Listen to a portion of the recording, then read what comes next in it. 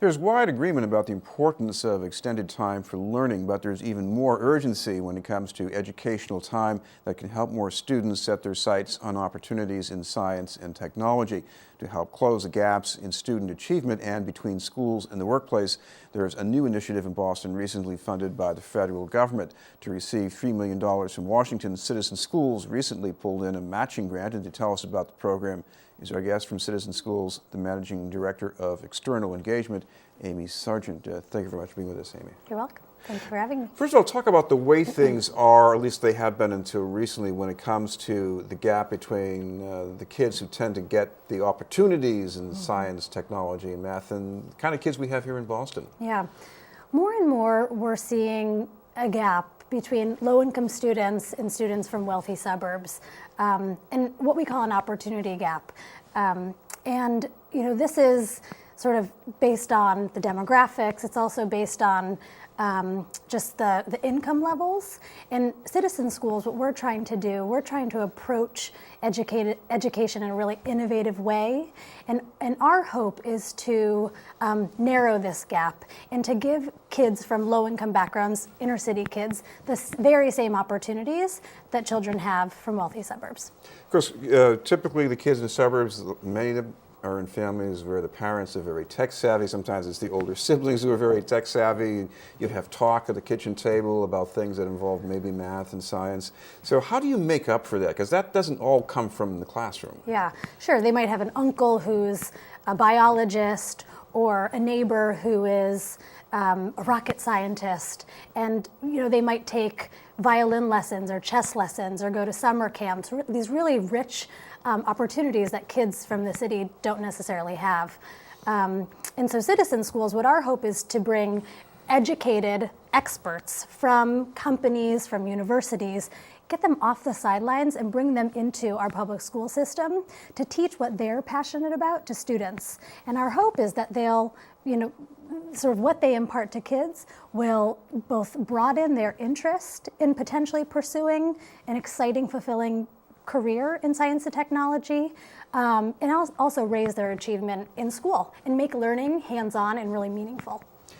I guess this would operate in different ways at different grade levels. So give me some sense of what you've got planned with this program over the next few years. Yeah, so Citizen Schools, we've actually operating since 1995. We were founded here in Boston, and we work with 6th, 7th, and 8th graders. And currently in Boston, we're serving about 1,200 students, 20% of Boston's 6th graders, actually in the Boston Public School District.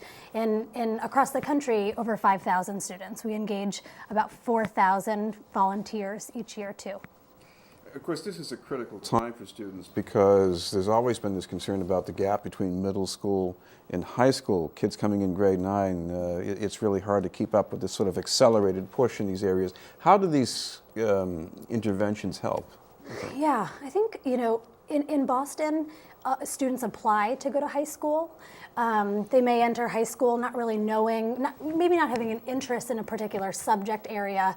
And through our programs, like I said, we not only hope to broaden their interest and really spark or ignite an interest in science and technology, but make learning really hands-on so that when they're sitting in chemistry class, they can see how that learning applies to the real world, and to sort of make it tangible, to see how they would, what they need to achieve by the time they graduate from high school and eventually move on to college and hopefully a meaningful career. How does this interlock with the regular classroom teachers? Because I can see the math teacher or the science teacher struggling to get the kids really plugged in too. Yeah, our staff, our program is integrated into the school building during the school day. Our leadership at our school sites are in daily meetings with school principals. Our teaching staff is in daily meetings weekly with math and science teachers and English language arts teachers. So it's a very kind of integrated partnership, and our teaching fellows, what we call our frontline educators, are calling home to parents every 2 weeks to update them on their students' progress and to seek feedback. Okay. So talk about the next step here, because you've got the money in order, so where do you go from here? Yeah, Exactly? we were thrilled to be awarded a grant from the U.S. Department of Education. We, like I said, have been operating these programs since 1995, and our hope through this initiative is to recruit 7,500 science and technology professionals nationally to deliver 2,500 apprenticeships to students across the country. Now, when you say an apprenticeship, do you mean students spending time in the workplace as well? Yeah, so apprenticeships are when volunteers from the community, from universities, from other nonprofit organizations, and from corporations come into our classrooms and teach what they know and love to kids. In many cases, our students will also go to their place of business. So here in Boston, we have 7 teams, about 30 Googlers out in Cambridge teaching robotics and Android applications. We have scientists from Merck and Cubis teaching kids about the components in ice cream. And what about the job opportunities? Because I mean, it seems to be pretty plain that these are fields that are pretty good for jobs, but there must be jobs out there that can't be filled too. Yeah, and that's really one of the root issues.